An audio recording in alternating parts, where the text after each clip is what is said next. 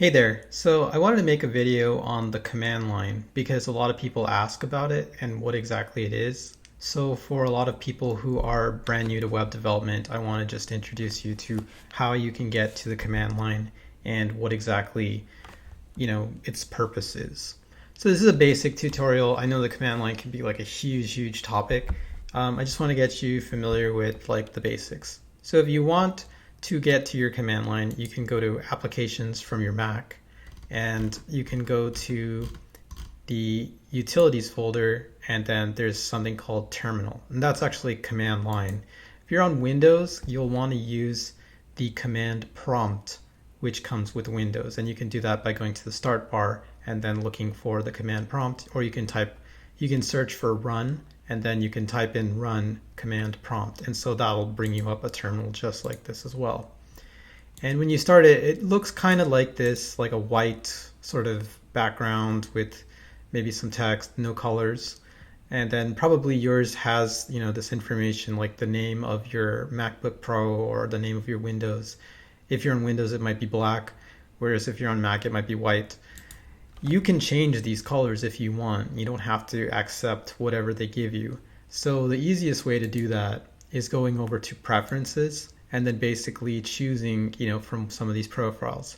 So I like the one that's Homebrew, and then because I like the movie The Matrix, I made all of my font green, just so that I could be like Neo in The Matrix or something like that. And so here I can change my font if I want from Monaco maybe to something more modern. Like I like the Source Code Pro font, and I think you can get that from Google Fonts, or you can probably download some fonts for yourself on the computer. We can change this to be maybe a little bit more like 18 pixels. My eyesight is not what it used to be, so like I like bigger font, but it's up to you. You can play around with it. We can make it lighter if we want. And you can see here that it kind of like gets updated. So that's kind of like how you see like some terminals, in coding tutorials, they are black as opposed to yours being white, or yours being white and they have like purple or rainbow or something like that. So next up, I want to introduce you to iTerm, which is the terminal that I use quite often. iTerm is a really nicer terminal. You get a lot more features out of the box. You can do a lot of great cool stuff. Like here they kind of give you, some appearance settings. You can have multiple tabs. You can have multiple windows. You can do like little cool things, I guess, like magic, instant replays. You can have hotkeys. You can create like special profiles. You can even download, special skins and colors. So for example, let's see here. I have, I think, the red theme or this purple theme. How did I get that? Let's go back and try to see how I did that. So I think I went over to color presets. Yeah. And then there's some color presets that you get from default, but I made one called Red Alert. And I got Red Alert from the iTerm website, so I'm going to show you that here, iTerm 2. And if you type in skins, I think after that it should show you like the themes and the colors, which is pretty cool. So down here you can get schemes and colors. All you do is just basically download the file. So if I download this one like night, it comes up as an iTerms color. And I think I can actually just download this by right-clicking and then save link as, and that should bring me the iTerm colors. And then I would just load it up in here, just as how I had shown you. So iTerm 2 is pretty much like, the terminal. It's very cool. If you're on Windows, you can use something called Commander, which is also pretty awesome. And I have used that quite often as well. So Commander kind of gives you a lot of these cool features as well. You can, make your terminal really colored up. And the reason people do that is because it makes it easier for you to be able to see what you're doing, right? It's all about, like I said, bad eyesight. Like you do programming for a long time, it becomes maddening after a while to look at, white text on black. It's really helpful to just have colors like explain to you, okay, this is what changed in a file, especially if you're looking at changes between two files. Like maybe, the original JavaScript file had, a hello world statement in it, and now it has like, 10 hello world statements. So you want to know how many different times did we put hello world in the, in the text file. It'll tell you if you use these kind of colors. You can configure to do those kind of things. And that's actually one of the other reasons too that I like the command line a lot, and that's probably going to be the rest of the talk for this video, is the commands that you get out of the box with it. So the command line basically is a way for you to get at your computer all these different files and folders without having to use your mouse and then hunt around and go, okay, where did I put that particular project? Oh, it was in my downloads folder. And then, okay, I guess, here, if I scroll down somewhere, okay, maybe it was in Java, and then here it is, the shuffle Java file, right? Whatever. I can, instead of doing this hunting around for it, just start off in my terminal and type pwd, which tells me, okay, this is the present working directory I'm in, which is users Vijay, which maps up to here, users Vijay. And if I click on the Mac here, it'll tell me start from Mac HD, users Vijay. You can ignore the MacBook Pro, that's basically the same thing right here. But so I'm in this folder, but I'm in the shell as opposed to being in a graphical window. And this gives me the ability to look around by typing ls. And you'll see that I get a list of all the files and folders in this particular directory. And I can go one step further and show any hidden files by typing the command ls-la. And so now I can see all the dot hidden files, right? These are also folders on my computer that I may not know I have, because by default Mac and Windows don't show you hidden files. And so if you want to be able to see those files, you need to be able to type these commands in your terminal. One other thing, as I was saying this, I forgot, if you're on Windows, you'll also need the git bash terminal extensions. So git bash, and I am butchering that. So here, git bash. And you'll want to download Git for Windows. And I think this gives you git bash out of the box. So once you install this after you've downloaded it, then you should be able to use what are called Linux or Unix style commands. So the things that I've been doing here, pwd, ls, those come with the Mac, because Mac is based off of FreeBSD, which originally was kind of a Linux flavor. And basically you get all of those special open source commands. That's why a lot of people like the Mac, because it is closer to Linux. And so if you grew up learning Linux, especially if you went to a engineering college, they use all Linux commands there as opposed to Windows commands, because Linux was open source. And so long story short, a lot of development is made in the Linux style.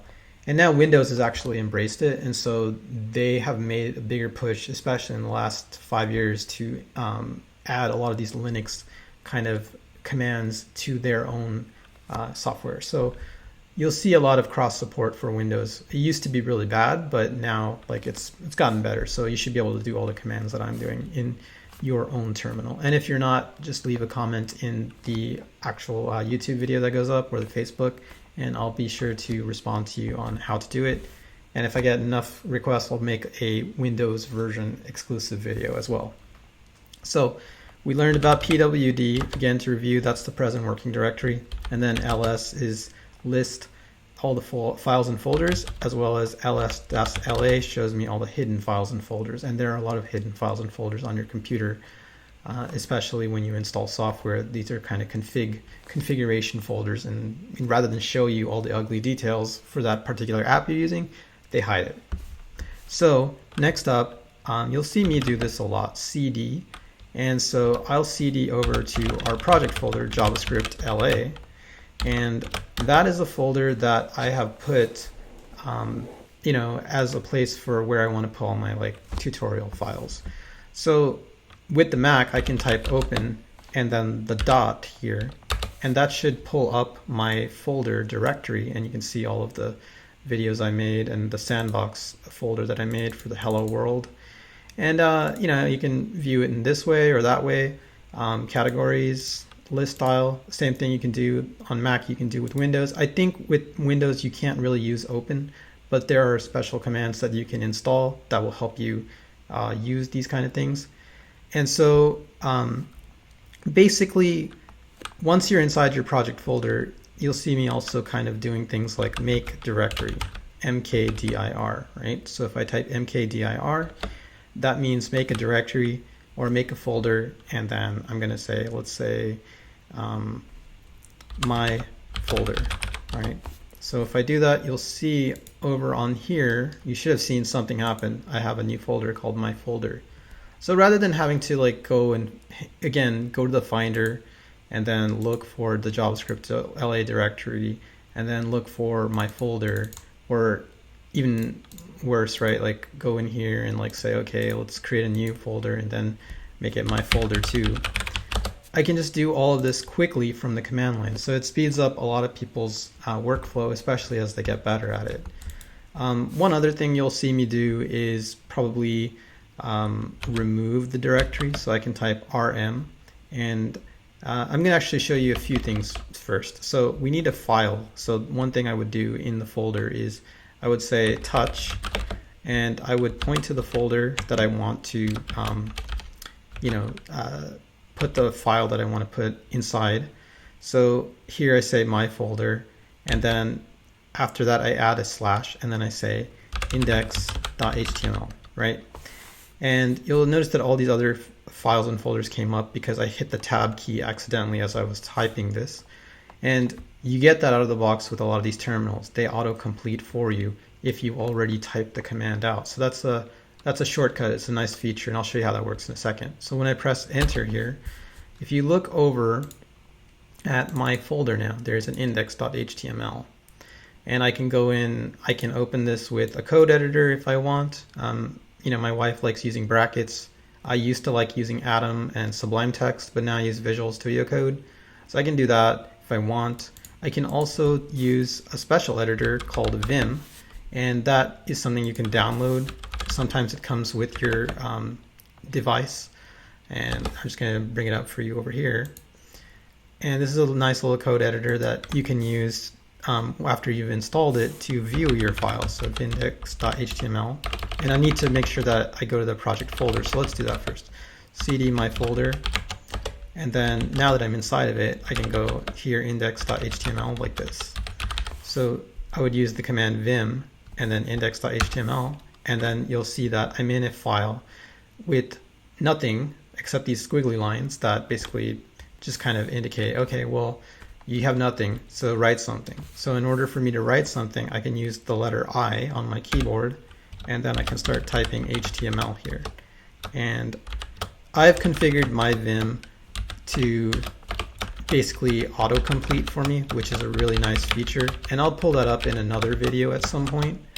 But it's useful because then I don't have to keep typing out long stuff, in my document body by hand. I can just kind of depend on like my code editor to do it for me. So again, hello world, and then close the body tag and close the HTML, and you'll notice that this Vim also has coloring in it.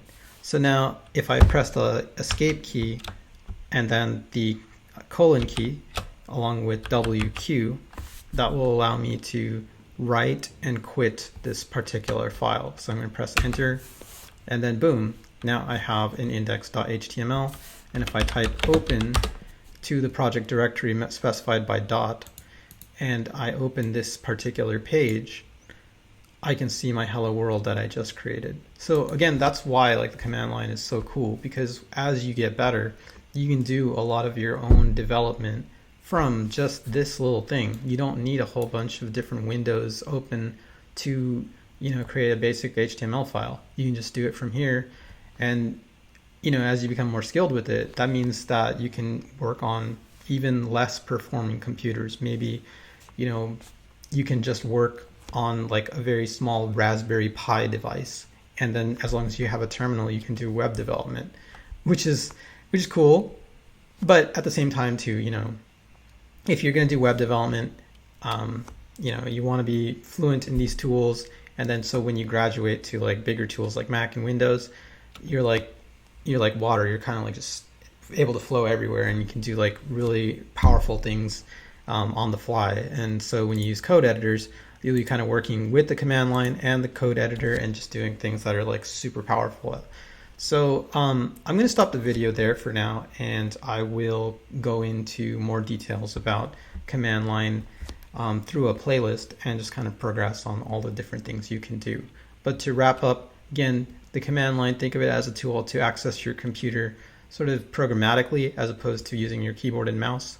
Everything you can do with your keyboard and mouse, you can do inside the terminal to access your files.